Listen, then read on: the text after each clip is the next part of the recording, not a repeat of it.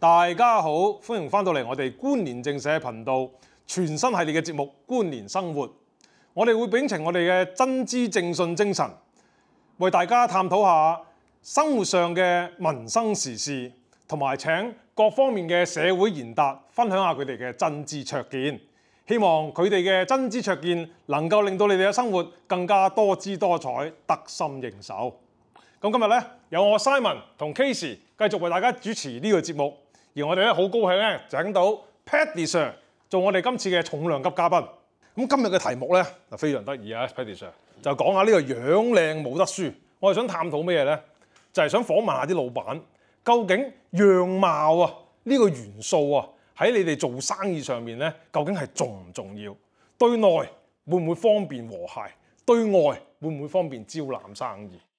都會嘅嚇，即係對內有啲靚啲嘅人啊，咁會和諧啲嘅，會和諧啲。係啊 Paddy Sir 即係本身都英明神武啊，係嘛？即係所謂靚咧有幾個部分噶嘛，樣靚、個身段好、行為舉止優雅咁樣樣。呢三個部分邊個部分比較重要啲咧？樣靚都係，樣靚係樣靚重要啲。嗱，我哋先介紹下 Paddy Sir 先，係一個泳會嘅老闆嚟嘅。咁啊，佢係一個游泳教練，就係主業咧係負責教游水嘅。教游水呢個着一啲比較緊身啲嘅衣服啦，係嘛？頭先講樣靚，咁個身段咧，身段又會唔會係資產嚟啊？定反而係一個負債嚟咧？嗱，舉個例，譬如你請個女嘅游泳教練咁樣樣，如果佢身段太好嘅，咁會唔會係反而冇咁方便？即係最緊要唔好咁肥咯，但係身材真係唔需要太好。譬如女教練身材太好咧，啲媽咪會唔係咁中意。啲媽咪咧就即係爸爸嚟睇又好似見過又唔係咁好咁樣成咯。有戒心，有戒心喺度。哦，嚇！阿 Casey 即刻捉到嗰個焦點啊，有戒心係嘛？有個人嚟見工，咁佢嘅五官咧就比較咧就冇咁完美啦。咁但係佢其他嘢咧都尚算 OK 嘅咁樣樣。喺諗請佢唔請佢之間，你會係點樣抉擇咧？都冇問題嘅，係即係個樣唔會太過岩巉啊，即係五官端正啊。Casey 話即係話齋都冇問題。講起五官端正啦，邊個部位你覺得係重要嘅？即係眼咯，眼即係講嘢望住人講嘢咯。有啲人講嘢係頭耷耷啊，唔抬起頭啊咁樣。係即係行出嚟又寒咗背啊咁樣咯。即係唔係挺起胸膛咁樣講。尤其是即係教練呢一行啦，係嘛？一定要即係企出嚟似一個教練，真係教嘢嘅係咪？係啦。就如果太私縮嘅話咧，就可能係未必係咁啱呢個行業係嘛？咁即係某程度上體態都重要。重要。個人經驗上有冇遇過一啲請一啲個五官可能冇咁端正啊，甚至有啲猥瑣嘅，咁入咗自己公司嘅時候產生啲咩問題咧？咁樣樣。我呢啲多數啲學生學一陣就唔學噶啦，試過好多次，即係佢唔使做啲咩，即係個樣人哋見到唔中意啦。啲媽咪，你始終教有時啲女仔。係咪啲？如果咁嘅樣，真係啲家長唔得嘅。即係你唔識教都唔緊要。其實即係你行出嚟似翻個教練個樣。即係所以個包裝好緊要。包裝始終都係一個 service 啊！即係人哋買嘅時候都係希望即係至少舒服先，唔好突兀，唔好擔心先係嘛？同事嘅和諧程度咁樣樣，會唔會發覺咧？即係樣靚嘅人咧，就算佢串啲咧，大家都接受嘅。但係如果佢真係比較外貌遜色啲咧，佢禮儀周周咧，都好似咧即係格格不入咁嘅咧。呢樣對於我嚟講，我就唔會係啊！真係你就算你點樣靚點樣成都好，但係如果你麻煩啊，個人啊成我都唔係咁中意。男女方面啊，對男士嘅要求同對女士嘅要求，外貌嗰個比重會唔會有分別咧？都有分別嘅。男人個要求要高啲啊，定係女性嘅要求係高啲咧？女性要求高啲，因為女教練多數好多都教啲比較細個啲嘅小朋友。即係如果個樣兇神惡煞啊，又話性啊，咁就爭少少。因為啲女教練多數教啲好細個啲小朋友。咁男教練揾得男教練都知咧，一定係即係佢唔知你惡唔惡，但係佢都知要嚴格嘅。咁所以個樣，我覺得就問題唔大咯。揾得男教練都預咗，可能個男教練會大聲啊，會比較惡少少。咁女教練唔同喎，溫柔啲喎。咁樣。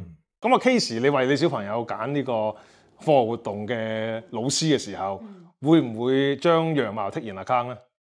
可能2-3成咯，即係我覺得佢個為人同埋佢內裏嘅知識啊、學識啊、教嘅方法啊、表達方式、個人品啊嗰啲，我會覺得重要啲嘅。咁我哋不如嘗試客觀啲探討咩叫靚咧？有啲研究顯示咧，就係話一個人嗰個樣貌嗰個對稱度咧，即係如果佢左右係對稱，可以點樣咧？你攞塊鏡咁照自己，喺另一塊鏡望到自己個樣係差唔多嘅時候咧，咁嗰個咧就叫靚啦咁樣樣嚇，係唔係咧咁樣樣？我唔係嘅，一望落去個感覺咯，冇乜話點樣左右對稱。case 咧，你揀老師都佔2-3成啊嘛，嗰2-3成究竟要點樣攞分咧？我覺得係即係正正常常啊，斯斯文文啊，即係好似你哋兩位咁樣就差唔多啦，係啦，哦，咁樣，哎呀，又幾識講嘢，雖然聽得上嚟好似好開心，但係好似你冇乜答過，係咯，咦，咁都俾你發現，即係可能個氣場啊比較正氣啊咁樣，係咯，我覺得 Patty Sir 講得好啱頭先，係。眼神，即係我覺得睇一個人係睇對眼係，即係對我嚟講係最重要嘅。我都係會睇對眼先嘅，係啊。即係你話啲五官靚唔靚，其實都係即係得拼埋一齊咁樣睇，但係對眼神係冇得呃嘅，我自己覺得。即係第一次見面咧，有啲人咧就話咧，如果咧個樣係比較冇咁好嘅話咧，就靠乜嘢咧？佢哋都知眼神係好重要嘅，點咧？佢望住你先。佢不停望住你，就不斷吸引你咗你嘅眼神啦。咁變咗你就注意咗佢嘅眼神，就唔注意佢個樣啊。佢見工嘅時候咧，就一路盯住你，就點樣咧？如果四目交投咧，你就覺得好辛苦嘅。我就先望左眼，望完一輪望你右眼，咁你就覺得我成日都望住你，但係你又唔覺得好突兀喎。但係你又唔會好認真睇我個樣喎。咁希望咧就咁樣蒙混過關。咁我想問 Patty Sir 有冇試過咧？就係遇到啲咁樣，佢用吸引你眼神嘅方法。令到你當時覺得呢個人好誠懇喎，望眼喎，有 eye contact 喎咁。但係最後尾你發覺咧，喺佢唔望住你嘅時候，你望下佢個樣，哇！原來咁嘅樣啊，咁樣。女士好似有嘅真係，男士就冇呢啲嘢嘅。真係好似你咁樣講完聽，真係好似啲女士會有嘅。咁所以咧，佢哋係會用呢啲小心機咧，希望咧嚟 override 咗你嗰個初步判斷嘅。佢一路望住你，咁你就唔好意思就打量佢噶嘛。佢望住你，你就望住佢啊嘛。仲有一樣嘢咧，就係人咧望下就會順眼噶啦嘛。當佢個眼神引咗你之後咧，佢已經同你即係增加咗一個互動時間啊嘛。你再望佢嘅時候，就算佢原本唔係咁靚嘅話咧，你睇上去咧都可能覺得我係順眼咗喎咁樣樣。Simon 師兄，你真係見識廣博。即係其實大學畢業嗰陣時咧，即係會有啲教你點樣 interview 噶嘛，即係佢都會教你係我要望住嗰個人對眼噶嘛，成功率係真係高好多嘅，係啊，我覺得係，即係千祈唔好望住唔知地下啊、周圍啊咁樣係，即係我覺得萬事萬靈嘅，即係如果講嘢唔係太差嘅話，又可以蒙混過關，蒙混過關壓住佢好多嘅叫做乜嘢啊？氣場係一來氣場，二來就係令佢唔好望咁多啊，因為通常咧。就係人比較容易參差嘅咧，就係棚牙。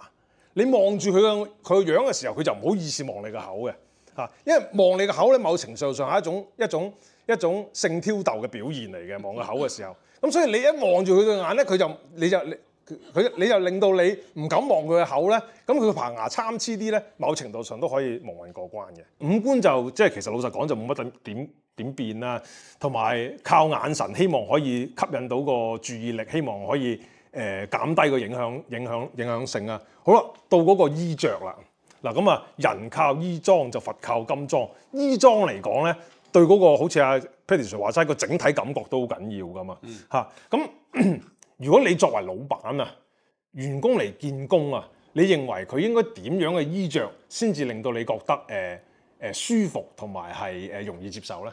乾乾淨淨就得噶啦，唔好咁誇張嗰啲咯。即係你如果游水教練，咪 sporty 啲嘅衫。係啊，咁啊冇乜，咁啊 OK 噶啦已經。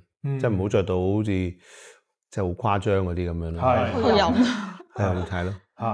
尤其是你做游泳教練呢樣咧，即係佢哋如果真係工作嘅時候咧，必須咧佢哋係會相對嚟講着一啲緊身啲嘅衣服噶嘛嚇。咁會唔會就係佢見工嘅時候，女仔可能裝腔作勢啊，男仔可能會著件厚劈啲嘅西裝啊咁樣嚟希望蒙騙你啊，我係好大隻㗎咁樣，或者係我係好 sporty 啊咁。都唔會嘅，你冇得裝腔作勢嘅，即係你唔會嘅，你係肥就肥㗎啦，係 fit 就 fit 㗎啦，因為我望落去就打量到㗎啦，就打量到啦。係哦，即係一眼就睇得穿啦，係嘛？同你一樣咯。啊！我睇唔穿㗎嚇，你著好啲我就眼金金望住你㗎啦嚇。通常就算女教練嚟見工，佢都唔化妝嘅，冇乜，因為要落水嘅關係，因為工作嘅需要關係。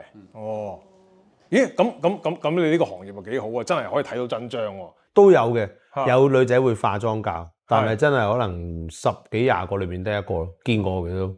咪就算係都係淡妝嘅，我估，即係唔會黐啲假眼睫毛啊嗰啲嘅，甩即刻甩。哦，唔係嘅，都會嘅，係咪？都會黐，咪假眼睫毛就好多人都黐嘅而家。係啊。有冇女教練咧？即係教游水嗰陣時會着3點式㗎？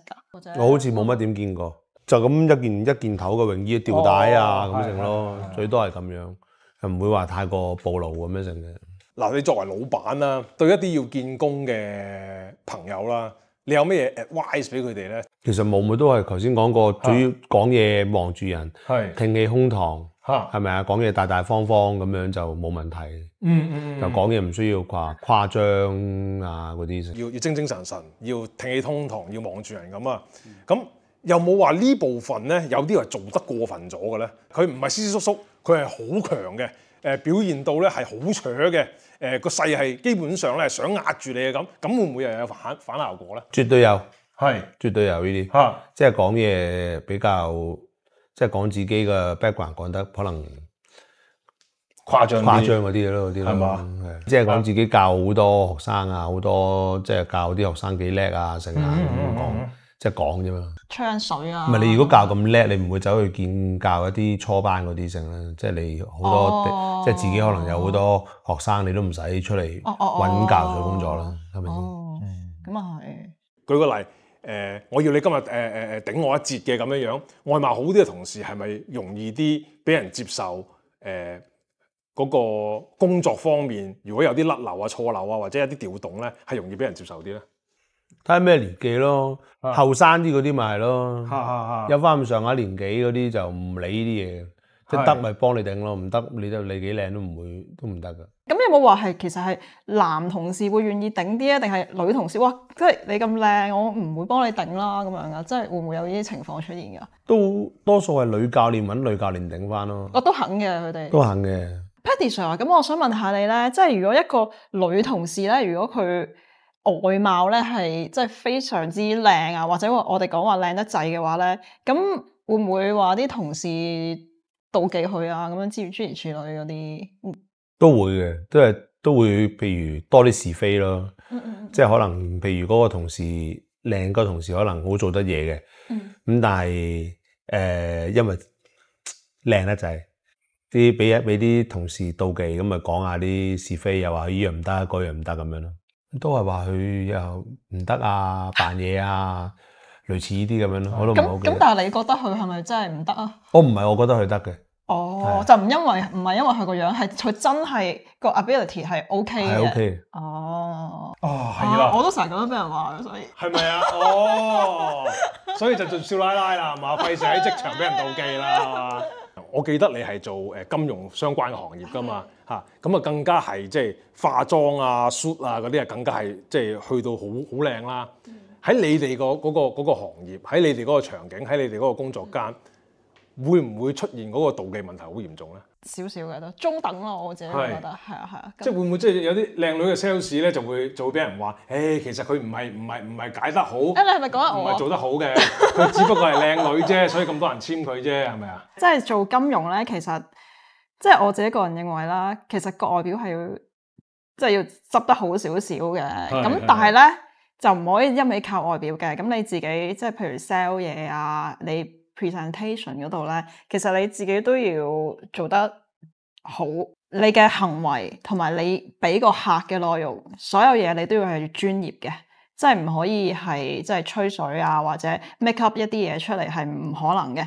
即係假設一個好靚嘅金融嘅 sales 咁樣啦，咁你得個外表，但係你冇個餡，其實啲客可能同你傾一兩次，佢已經知道你，因為啲客都有要求噶嘛，即係你嚟得揾你，都唔會再揾你噶啦。其實係啊，反而如果你外表 OK， 唔使一定好靚，但係你好專業，你介紹啲 products 係啱個客，佢 OK， 其實你嘅數係可以好爆嘅。我想講，雖然你話整體嘅 presentation 精精神神、乾乾淨淨就 OK， 但係有冇話有啲特別嘅 preference 咧？例如譬如好似男仔咁樣你可能 prefer 佢鏟晒嘅個頭，咁先叫精神嘅定係佢頭髮長啲都 OK 嘅，只要維持乾淨就 OK 啦咁樣。女仔嘅咁，女仔呢樣嘢就反而係好多人都有好強烈嘅取向嘅。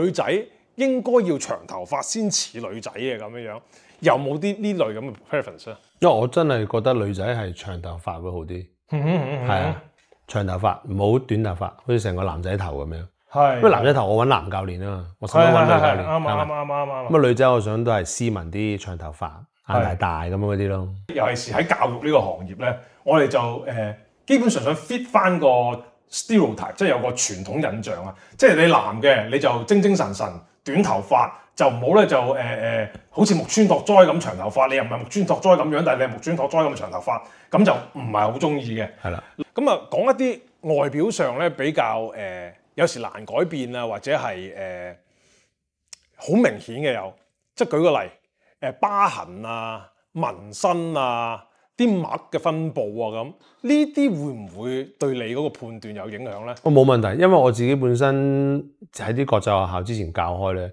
我見慣嗰啲外國人啲教練全部都係咁，所以我有紋身嗰啲我完全冇問題。冇問題嘅紋身嘅唔同 type 會唔會有咩唔同取態咧？香港嘅本地文化咧，某啲社會背景複雜啲嘅人咧，都有佢哋嘅專屬紋身嘅即係好似係一啲龍啊、虎啊、鳳啊嗰啲紋喺身度嘅，嗰啲會唔會又詐忌啲咧？嗰啲好詐忌嗰啲，但我冇見過嗰啲，冇見過嗰啲，比較見工嗰啲，就算紋咗身都係比較有藝術成分嗰啲，比較藝術係唔會有龍虎鳳嗰啲。Patty Sir， 咁我想問啦，即係如果紋身你冇乜所謂啊嘛？咁其實咁如果譬如好多個耳窿啊，或者即係見工嗰時見到有個鼻環啊，有個嘴嗰啲叫咪叫嘴順環啊，跟住呢度條眉啊可能釘咗啲啊咁樣，O 唔 OK 啊？你介唔介意？呢啲又唔得啦，呢啲。係啊，點解嘅？呢10零年好普遍，即係好多人都有紋身嘅。但係你話穿晒環啊、成啊嗰啲奇奇怪怪嗰啲，我又未必接受到，嚇親啲小朋友咯。我諗亦都擔心，即係你都作為家長啦，即係都擔心話，如果個學生見到個老師咁穿晒環，但係佢自己會唔會又穿環㗎？打到自己穿晒啊咁，你會唔會有呢個擔憂啊？都有㗎，即係始終個老師啊嘛，可能個小朋友都會跟模仿，唔會跟得模仿個老師㗎嘛。可能其實你哋請人都係從家長個角度去諗，係咪？係從家長企喺家長嘅角度去諗咯，即係都係客戶 oriented 啦，客戶導向咁去做啦。反而自己嘅喜好咧，反而就可能係擺喺次一位，係嘛？咁今日好多謝阿 Patty Sir 同我哋分享咗即係一個老闆角度點樣睇外貌呢個元素咧。咁好現實嘅呢樣嘢，外貌的而且確係如果好嘅話咧，係有加分嘅影響喺度嘅。咁但係當然啦，你嘅形態啊、表達模式亦都好緊要。咁唔好咁私縮，堂堂正正講嘢望眼眼，挺起胸膛咧，亦都係一種好嘅表達方式嚟嘅。咁大家如果覺得我哋嘅節目學到嘢嘅話咧，希望大家 like、share、留 comment， 特別係留 comment 話俾我哋聽邊啲做得好，邊啲要做多啲或者你哋有乜嘢題目想我哋講多啲嘅，即管留言俾我哋盡量滿足大家。咁今日好多謝 Patty Sir， 好多謝 Casey， 希望Patty Sir多啲機會同我哋分享下。我更加想即係同你傾下咧，就係有關於學游水嘅嘢嘅。我咧細個咧5、6歲就開始學游水噶啦，學到而家字蛙背 OK 嘅，蝶式就始終都學唔到。係啦，硬係唔知點解喐唔到嘅，即係個屁股呢一下咧，唔知點解硬係發唔到嘅。條腰硬咧就係嘛即係腰板太硬啊。係腰板太硬，上咗年紀啊嘛，細個好啲嘅，細個好啲啊。咁大家如果真係學游水咧，就真係要把握即係細個嘅時候啦嚇。咁啊，今日好多謝 Paddy Sir， 好多謝 Casey。今日嘅時間差唔多，下一集再同大家見面，拜拜。